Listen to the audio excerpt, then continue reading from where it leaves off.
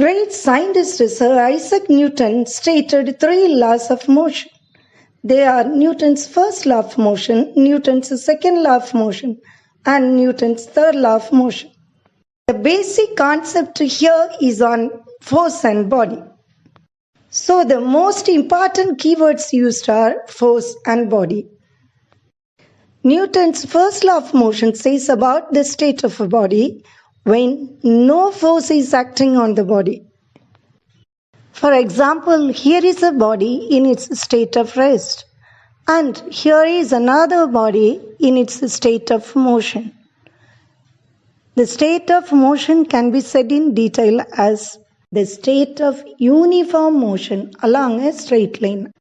Unless the body is acted upon by some external force, the body in its state of rest continues to be in its state of rest, and the body in its state of motion continues to be in its state of uniform motion along a straight line.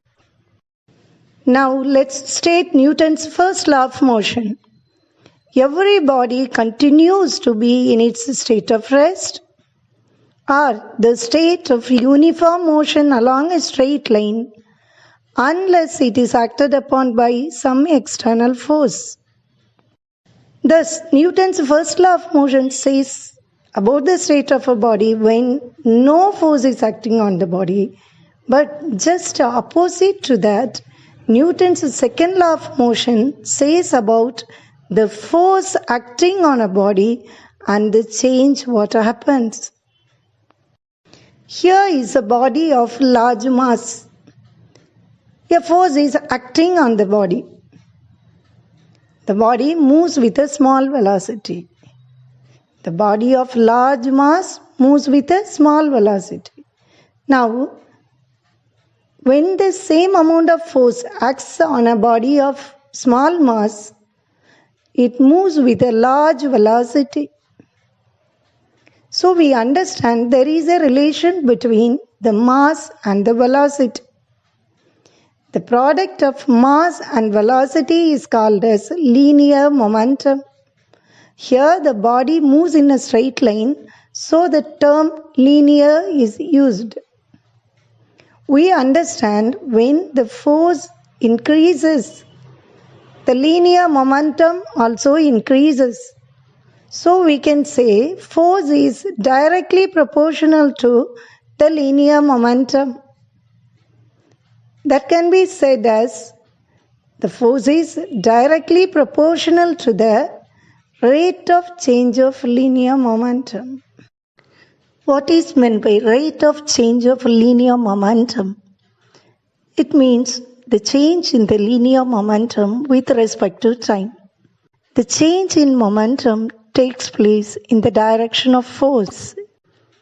Now let's state Newton's second law of motion.